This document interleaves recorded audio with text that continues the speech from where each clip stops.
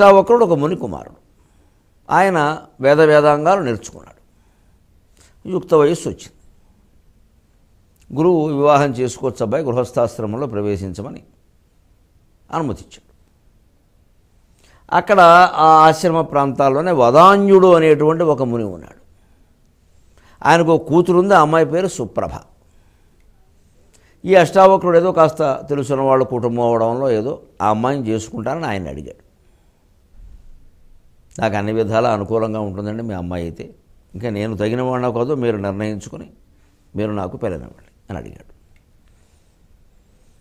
ఆ కన్యాదాత వదాన్యుడు వెంటనే ఇతన్ని, మంచిది, నేను కొంచెం ఆలోచించుకోవాలి, మీరు ఈలోగా ఉత్తర దిశగా వెళ్ళరండి అన్నాడు.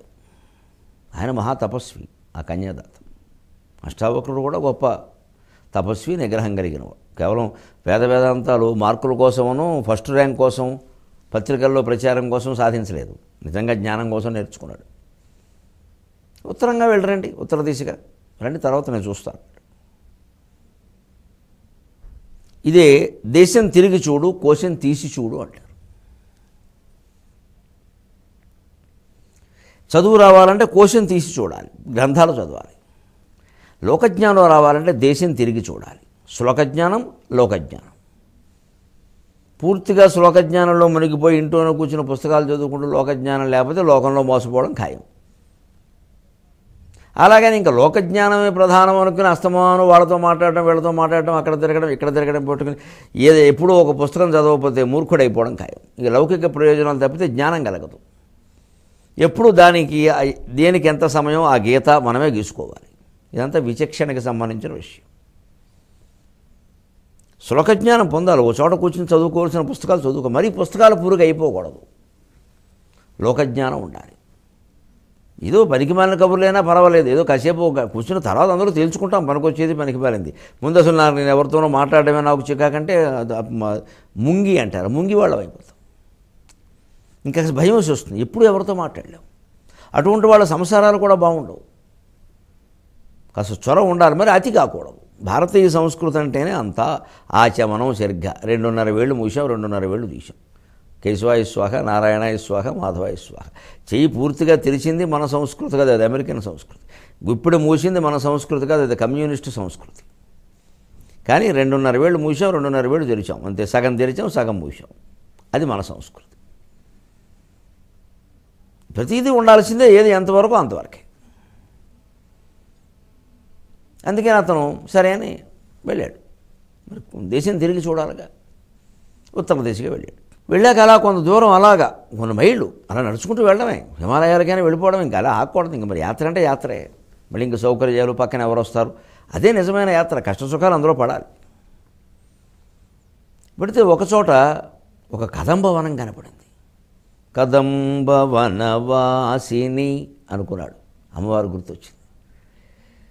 ఒక కదంబవనం, కడిమి పూల తోట. అక్కడ ఆశ్చర్యకరంగా సుందరీమణులు కిలకిలా కలకలా కిలకిలా కలకల. అసలు ఇంతమందిని చూస్తే మళ్ళీ వెనక్కి వెళ్ళబుద్ధి కాదు. ఓ చేటికలు కూడా కనపడ్డారు. వాళ్ళంతా ఇంకైనా దగ్గరికి వస్తున్నారు, మురిపిస్తున్నారు. రకరకాల ఓరచూపులు, ఒయ్యారాలు, అమ్మో సొగసులు, ఓ బిగింపులు, తెగింపులు చాలా ఉన్నాయి. చాలా విన్యాసాలు చేశారు. ఈయనేదో ఓ మాట ఊరికే ఓ నవ్వినట్టు నవ్వి మొహమాటానికి తప్పించుకుంటూ పెడుతున్నాడు. ఆయన వాళ్ళకి లోను కాలేదు. చివరికి వాళ్ళందరూ వాళ్ళ నాయకురాల దగ్గరికి తీసుకెళ్ళారు. ఆవిడో సింహాసనం మీద కూర్చుని, అసలే కదంబవనం, ఆ పైన ఈ చేటీమణులు, ఆ పైన అక్కడ సింహాసనం మీద ఆవిడ సాక్షాత్ పార్వతీదేవిలా ఉంది. ఆవిడ అంత సౌందర్యంతో గుర్తొస్తుంది వెంటనే. చేటీ భవన్ కిల్లకేటి కదంబవన వాటి సునాకి పటలి కోటి రచారుతర కోటి మణి కిరణ కోటి కరంజిత పద పాటీరగంధి కుచాటి కవిత్వ పరిపాటి వగాధిపసుత ఘోటి కులాదధిక ధాటి ఉదారముఖ వీటీరసేన తనుతాం. కాళిదాసు స్తోత్రంలో చిత్రించినట్టుగా ఉంది. ఏకంగా అమ్మవారే అనిపిస్తోంది. సాక్షాత్తు పార్వతీదేవి అంత అందంగా ఉంది ఆవిడ. తర్వాత ప్రవర్తనను బట్టి తెలిసింది ఆవిడ ఎందుకు అవుతుంది ఇలాగా. అక్కడ అంత అందంగా ఉంది. ఆవిడ స్వయంగా ఒయ్యారంగా దిగొచ్చింది, ఆతిథ్యం ఇచ్చింది. ఇంకా ఆతిథ్యం ఇవ్వడంలో కూడా రకరకాలుగా ఆలి కుడి చేతి చిటికని వ్రియలు కొసలు రాజుకొను వేళ రసజరీ రక్షణుడము అని మా మధురా పంతులు వారు చెప్పినట్టే కాస్త వేలుతో గేరడం, గోరుతో గోరడం, రకరకాలు వచ్చాయి. ఇంకా ఇవన్నీ నాయకురాలే చేస్తోంది. ఎంత అందంగా ఉంది పార్వతీదేవి. మరి అలాగే అందరూ పార్వతీదేవిలో ఉంటే పార్వతీదేవి అవుతారా? వీళ్ళ బుద్ధులు వేరే. పార్వతి పేరెడితే సరిపోయింది ఏమిటి? ఆవిడ సరదాగా పిలిచింది, ఆతిథ్యం ఇచ్చింది, కూర్చోబెట్టి రకరకాల రసాయనాల పళ్ళు, పాయసాలు, మజ్జిగలు అలా అందిస్తుంది. మా తోట చాలా గొప్పదండి, ఇక్కడ చాలా రసాయనాలు ఉంటాయి.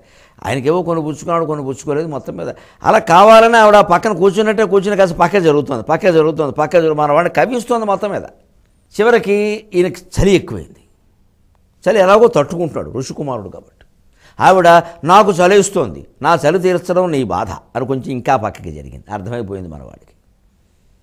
అక్కడ ఉన్న చెయ్యి మీద అలాగే పడుకుని, ఆవిడని కూడా పడుకుంటే అలా పడుకో, లేకపోతే వెళ్ళినట్టుగా చూశాడు. ఆవిడ అక్కడే పడుకుంది. ఎందుకు?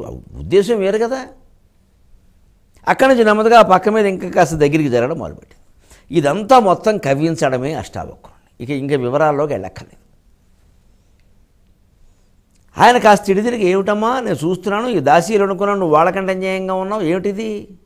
ఈ నాట్య కార్యక్రమాలు ఏమిటి ఇక్కడ? నేను ఎవరిని?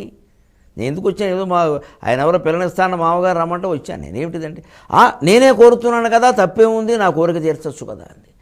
అమ్మ, నేను పెళ్ళి కావలసిన వాడిని, నేను వాళ్ళ అమ్మాయిని అడిగాను, ఆ అమ్మాయిని నేను చేసుకోవాలి. శీల సంపద ఆ అమ్మాయికి ఎంత ముఖ్యమో నాకంతే ముఖ్యం. ఇక్కడ నువ్వేమిటి అన్నాడు. మగాడికి తప్పు లేదు, ఆవిడే. అంటే మన మనస్సులో ఏదైనా అనిపిస్తే ఇంక ఏ తప్పులు ఉండవండి. అంతా ఇవన్నీ, ఈ సంబంధాలన్నీ మీరు ఎక్కడ చూసినా సరే ఇష్టాన్ని బట్టి మొత్తం ధర్మశాస్త్రాలన్నీ వాళ్ళే రాసేస్తారు. మనుధర్మస్మృతిని తిరగేసేసి, మనువు కాదు నుమ, గౌతమ కాదు మాత గౌ, మొత్తం తిరగేసి రాసేస్తారు. ఇష్టమే ప్రధానం అక్కడ. ప్రపంచంలో సమస్యలన్నిటికీ ఇదే కారణం. ఇష్టానికి ధర్మానికి మధ్యలో ఘర్షణే సమస్య. నిలబడ్డాడు గట్టిగా. ఇంద్రియ నిగ్రహం. చాలు, నువ్వు కోరితే మేము ఒప్పుకోవాలి. ఇక్కడ నేను ఆ అమ్మాయిని చేసుకుంటాను అన్నాను. ఆ తండ్రికి నేను మాట ఇచ్చాను. ఆ అమ్మాయికి ఎంత ముఖ్యమో శీలం నాకంతే ముఖ్యం. ఏదో ఆయన ఇలా రమ్మన్నారని నేను ఎలా వచ్చాను, అంతేగా నీకు లొంగే మనిషిని కాదు. ఇదండి నిష్ఠ. చేసుకుంటానన్నందుకే. ఇక చేసుకున్నాకే నిష్టలు ఉండవు ఎవరికి. చేసుకుంటాను అన్నందుకు అంత నిష్ట. అది నిశ్చితార్థం అంటే అంత గొప్పది. ఇక నిశ్చితార్థం అయింది అంటే ఆ అబ్బాయే ఆ అమ్మాయే. వారితోనే ఒకవేళ వివాహానికి ఏదో 3-4 నెలలు ముహూర్తం ఆలస్యం అవుతుంది, అవి మాట్లాడినా వారితోటే. అది కూడా తల్లిదండ్రులు బయటికి వెళ్ళాల్సి వస్తే తల్లిదండ్రులు అనుమతి ఉండాలి. వెళ్ళకూడదు, సాధారణంగా మంచిది కాదు. తల్లిదండ్రుల అనుమతి. నిశ్చితార్థం అయింది అంటే వివాహానికి సిద్ధంగా ఉన్నట్టే కదా. ఇక మనస్సు సర్వము ఆ అబ్బాయికే ఆ అమ్మాయికే. ఇక అది ఇంచుమించు వివాహం అయినట్టే. ఆ నిశ్చితార్థం అంటే అర్థమైంది. ఇంకా అలా మానసికంగా అంకిత భావంతో ఉండాలి. అందుకే ఇలాంటి వరుణ్ణి చూసుకోమని చెప్పడానికే ఈ కథ, ఈ పరీక్ష.